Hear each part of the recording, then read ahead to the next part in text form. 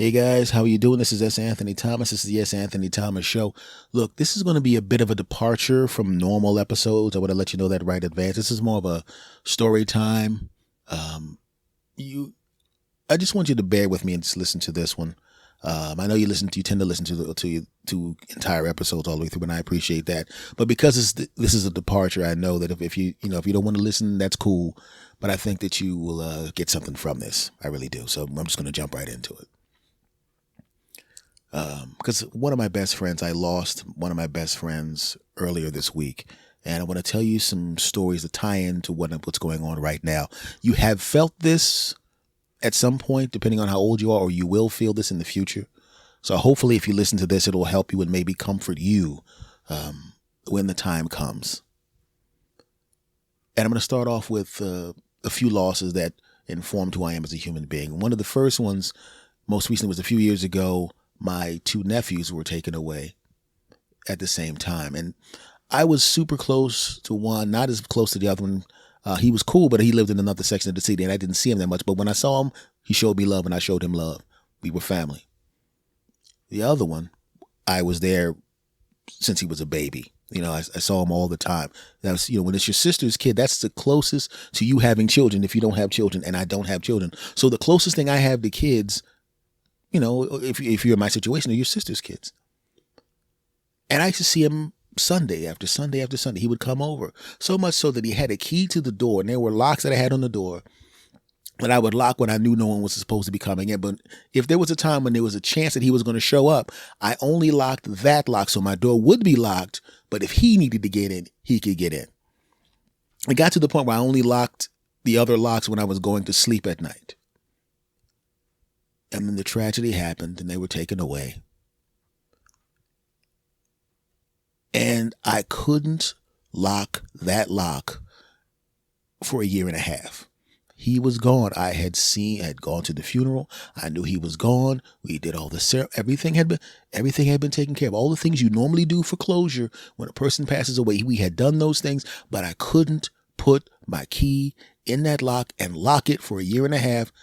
I just couldn't do it because there was something about me locking that lock that would be saying to myself, he's not coming back. And I knew he wasn't coming back.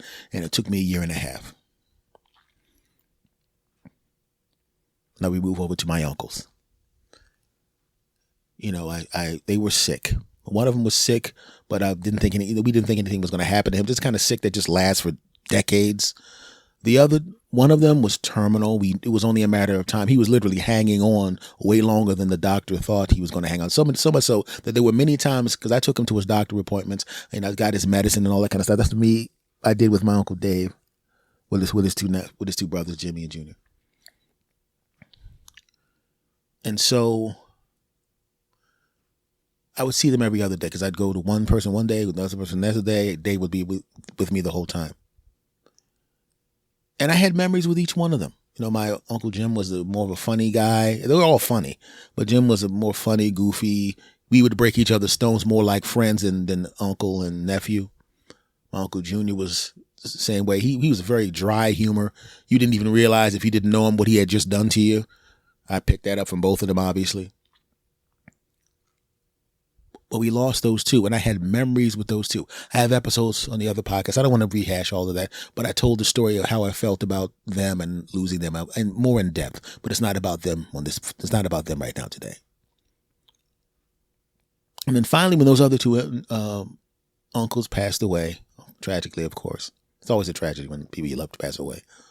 It was just me and him traveling around, and then as he got sicker, his doctor's appointments and all that kind of stuff. And there were certain things that when you're in the car with a guy every day, 6 days a week, doing this, doing that, running errands, helping him out with this, doing that, there's certain things that you talk about. There were times when we would drive through sections of the city that I had never been to, and he would tell me what was happening in that section of the city when he was younger or when he was my age, and he told me the stories.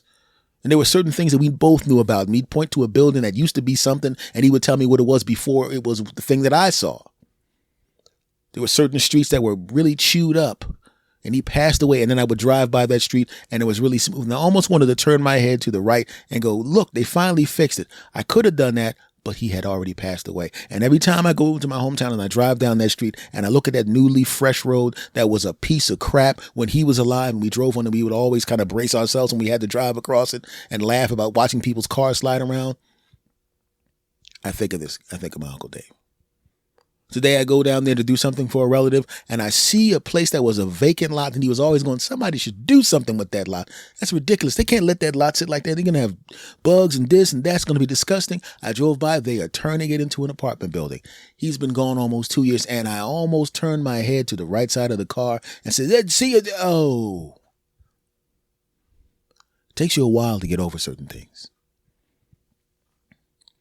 And now the person that I'm going to talk about is the reason for this particular episode. The reason that this isn't the normal comedy episode.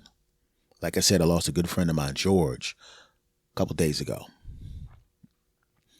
I've known that man since I was 17 years old. I started doing comedy at 17. And I was a painfully shy kid. I literally had just turned 17 and people were surprised I wanted to pick up the microphone and tell jokes. But I really wanted to do it. And I showed some flashes of talent early. I was pretty good for a beginner. And then this guy comes up to me, right? This Irish guy with a leather jacket on, the hair slicked back, you know.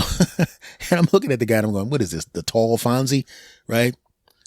And we hit it off immediately. He's 14 years older than I was, but he was cool. He basically treated me like a younger brother. He saw some promise and some talent. He gave me advice as an older person would do to a younger person that you're mentoring. And we became fast friends. So much so that we started to do a whole lot of gigs in the 80s together. He would take me to shows because he knew how good I was. And he was good when I started, but he started to trust me to take me to shows with him because he knew I would be there and I would do the job, and we became friends. We did lots of gigs together. Spent a lot of times in the car. He had a Hyundai back then when a Hyundai was the Econo car for comics. When you're a comic and you wanted to get that inexpensive car, you better get your punk ass to the Hyundai dealership and get a Hyundai. And we were in the Hyundai. Tons of gigs we did together. Talking a lot of smack back and forth, breaking each other's stones. We were becoming friends and we were becoming brothers during this time, and I didn't realize it. Driving in the car, he'd be playing The Doors, right? And he was surprised that I knew who they were. I'm like, yeah, I know who The Doors are, right? And I would start singing some of the lyrics, and he started laughing at me, and then he started singing the lyrics too. And basically, every time he got into his car, it was basically me and him doing dueling Jim Morrison impressions at each other and laughing our asses off. And that never, literally, technically, even up until when he passed a few days ago, that literally never stopped. We kept doing that. That was a running joke of ours. Dueling Jim Morrison impressions. So that's what the 80s were like. Fun times. He said to me, you know, man, we should like try this out in LA, man. We're both too good. You know, we should go out there and try to do what we wanted to do. I didn't really want to go to LA. I mean, I kind of wanted to go, but I didn't really want to go. But I realized, well, if I'm going to go, I might as well go with one of my favorite people. I trust this guy. He's a great dude. He's a great comic. I'm a great comic. Yeah, I said it. And we would go out to Los Angeles in the 90s. And I didn't expect to be out there that long, but we got out there, man. He looked at me and I looked at him. We were like, I'm not going back. And he goes, I ain't going back either. And we stayed there. And for the majority of the time, I lived with a girlfriend out for a little while out there. But the majority of the time I was in Los Angeles, I spent that time living with him. You know, it was like two college buddies living in we lived in some horrible places, I'll be honest with you. It was one place that I will not mention by name because I don't want to get sued, which was it was essentially the kind of place where if you got out of jail because you ran out of people to beat up, this is where they drop you when you were time for you to leave jail. Okay, that's what the environment was. And I've told many stories about being in this place. I'm not going to tell them here because that's not what this is about. But the funny thing about it is we knew we were buddies, comedy buddies, but over the course of time, especially in that specific environment, at that specific time, which was not exactly the safest place to be, you kind of bonded even more because I knew we had a great time. I knew we'd enjoyed each other's company. I knew we were friends, but I also then found out, and he found out, that if things got thick, if things got dire, and somebody was going to beat his ass, I would be right there with my hands up ready to whoop some ass. And I knew for a fact if I was about to get my ass whooped, he would drop what he was doing. He would be right there ready to whoop some ass. I'm not going to get into specifics for the most part. Some things are stories that are just for me and my late friend. Nothing immoral, nothing unethical, just, stuff that we saw, stuff that happened to us that we had to take care of business. Right? He saved my bacon. I saved his bacon. This happened a bunch of times. One time we were at a coffee house comedy club and we were just chilling. And he walks outside.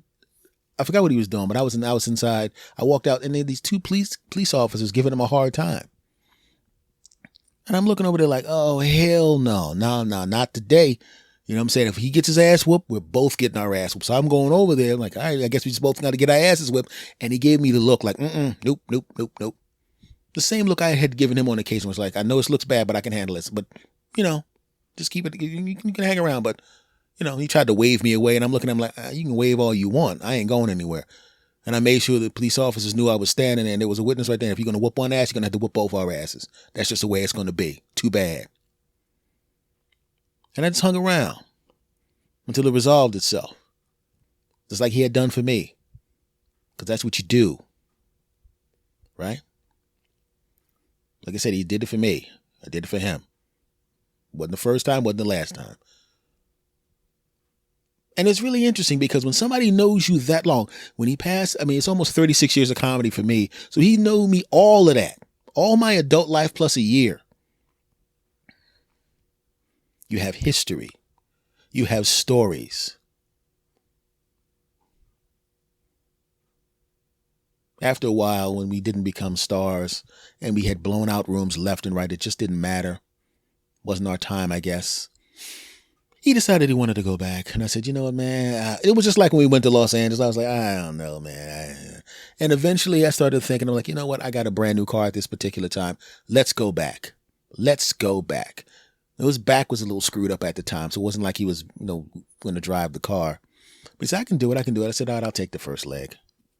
And he used to make fun of me all the time. He's like, because I don't speed, and nobody minds me driving when it was, but because I don't drink, I don't do anything of that ilk, because I'm a teetotaler for the most part. And he's, and so off we go. He convinces me, and I'm like, you know what, that makes sense. We'll drive back because we had lined up some shows. We'll do some shows, and then I'll go back, or you'll come back with me, or you'll still here. It doesn't matter. We'll be on both coasts. You'll build up contacts on the east. I'll build up contacts on the west. We'll switch information back and forth. That's what we do. And once you make the trip back and forth a few times, it's not a big deal anymore. Not that I'd keep doing that. Then we get to Grants, New Mexico. We're driving down the road. This is where it happened. This is where the accident happened.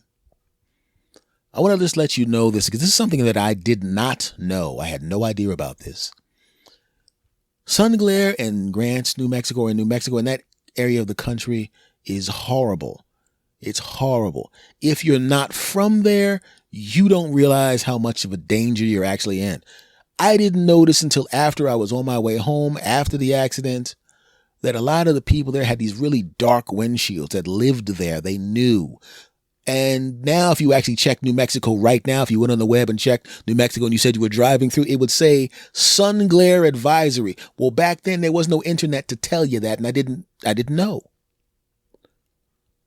So we're driving in the car, and let's just say politely, the music absolutely sucked.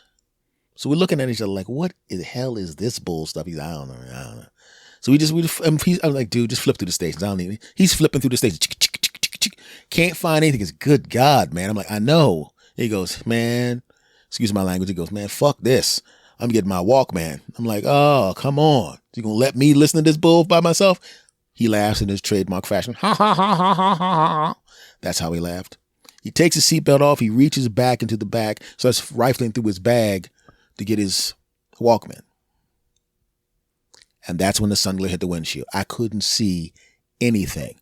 And before I could step down on the gas, boom, accident. I don't remember the accident. I just remember people pulling me out of the car.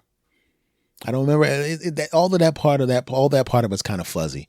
I just know pulling out of the car, ambulance, hospital. Where's George? Where? He was in the same hospital. They actually had him on the bed next to me, and we were both busted up. But obviously his was worse. His injuries were permanent. And the thing that haunts me the most, more so than the accident, is how bad timing can be sometimes. Right? How bad situations can be which are not under your control. If they were playing music that he liked, if they were playing his favorite artist, John Lennon, he wouldn't go back for that Walkman. If they were playing my favorite artist, Prince, he would not have gone for that Walkman because he loved John Lennon and liked Prince. I love Prince and liked John Lennon. So if either one of them was playing, we were cool. It could have been an all John Lennon block, and he's not my favorite artist, but I like him, and I would have been cool with it. It could have been an all Prince block. It wasn't his favorite artist, and he would have been cool with it. But they were playing some stuff that absolutely sucked, and that's why he was in the back of the car. Had the accident happened 30 seconds earlier, the accident probably wouldn't even have been a reference point because it was such a long time ago. And then under that circumstance, in that thought experiment, he would have had the same injuries that I'd had. He would have been lumped up for 6 months or so, and then he would have gone back to pretty much normal.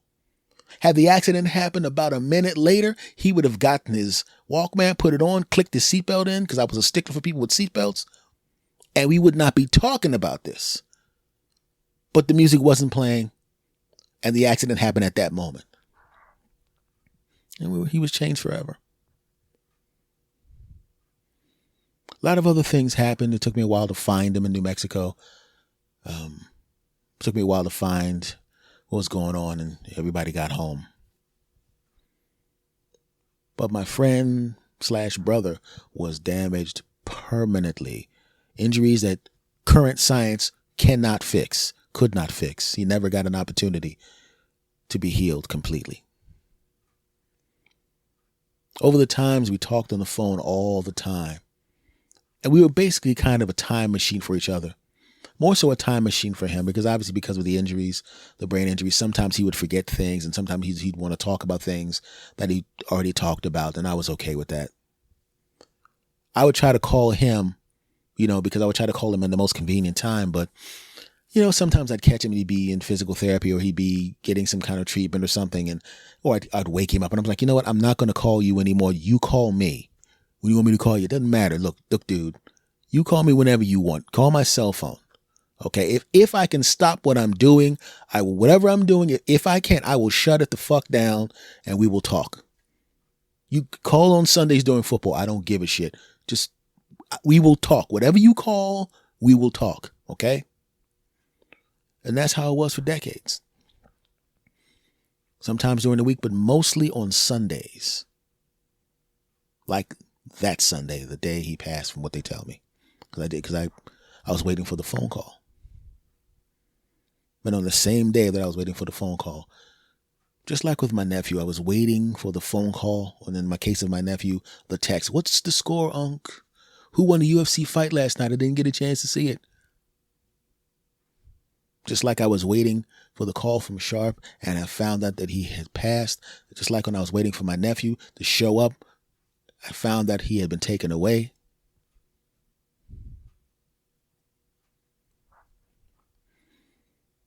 When somebody's known you that long, you have history. There are stories that you have together. And when I would talk about those days when we would have those conversations on Sundays, sometimes I would literally, like I said, we were a time machine. It was a time machine when we talked, and we would talk about things that happened in the 80s. And we would talk about things that happened in the 90s when we lived in LA. And we did that a lot because he wanted to talk about those things. And it was almost like I could hear him, to the best of his abilities, become that guy again. So he wanted to talk to me. We needed to talk to each other because we were friends, but also it gave him an opportunity to be that guy again in his mind. And for me to hear that guy on the phone. Sunday's coming up. It's Thursday right now. And just like when I couldn't lock that door because of my nephew, it took me a year and a half, I kind of get a feeling it's going to be a year and a half of me not doing something that I normally would do. When I'm in the house on Sundays, usually if it wasn't for him, I would have my phone turned off, right?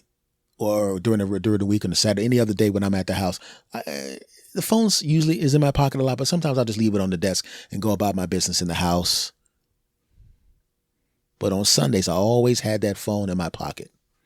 And I always had earphones in my other pocket because I knew Sharpie was going to call And whatever I was doing at the time, that shit was going to stop because he needed to talk and I wanted to talk to him. I wrote about this on Facebook because we have a lot of mutual friends on Facebook and I wanted them to know. And what I closed my Facebook post with was something, I forgot exactly how I put it because I just wrote it as I was thinking it. I didn't say I'm going to think these thoughts up and put it together. I just typed what I was thinking. And to paraphrase myself, I said, basically, you should let people know that you love them, right? You really should. It's important to do that. And what I stressed was a lot of times we get a little flowery and we think we have to say the words, I love you, bro. I love you, mom. That's nice too. But it's really the actions that say things for the most part. It's the actions. Because a lot of people have words, but they don't have the actions. When you have a friend for almost 40 years, 36 years, and you never had an argument, and you always showed respect, and he's the one that turned you on to Eastern philosophy, something that you still read about and enjoy now, and you turned him on to certain things that he wasn't into, and he enjoyed it. And I know I'm better as a dude because of him, and I know he's better as a dude because of me, but mostly me being a better dude because of him, because he was older and more experienced, and he taught me things and showed me things and instructed me on things. You don't have many friends like that. And some people are not blessed to have a friend like that, but I was. So I kind of got a little bit of a lump in my throat right now.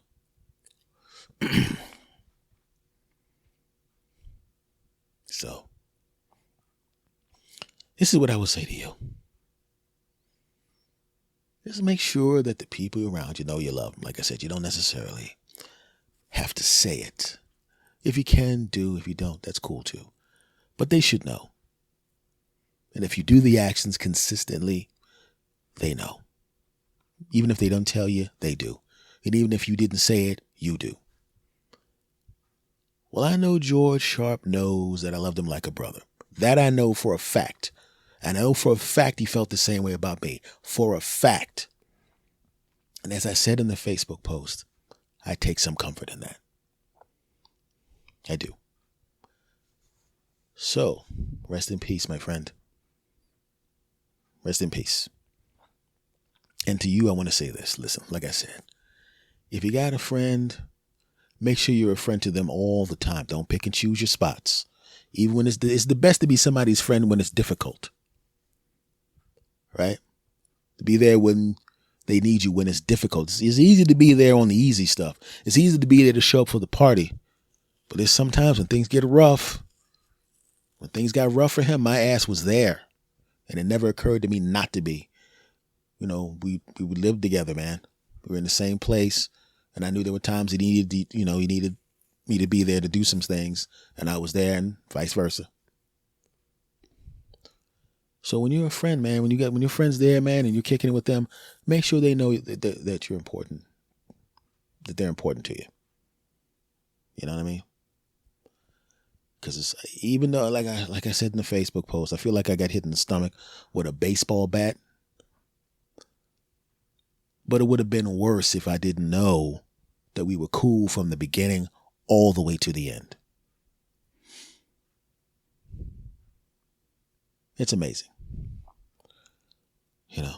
That you can be that much of a friend with somebody and then all of a sudden, boom, they're gone. And a big chunk of you is gone too, because the stories go with them. The memories don't, but the stories do, because there's certain things you can't tell anybody because they wouldn't understand because they weren't there. So, my buddy Sharpie, rest in peace, man. Rest in peace. You dig?